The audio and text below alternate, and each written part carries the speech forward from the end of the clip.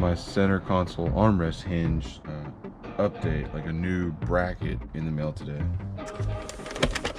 so that we can fix this garbage, make this thing work like it's supposed to, not do stuff like that.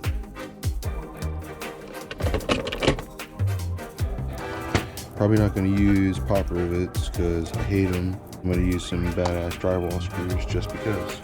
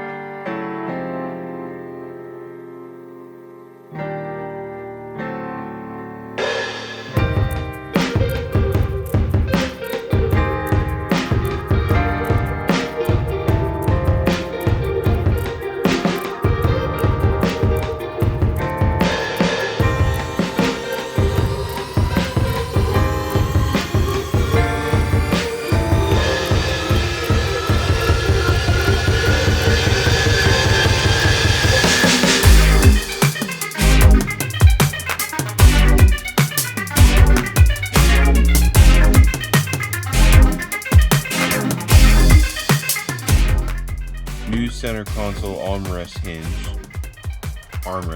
if you will, so that no longer, now it's just my center console that's not completely attached to anything, but console's good.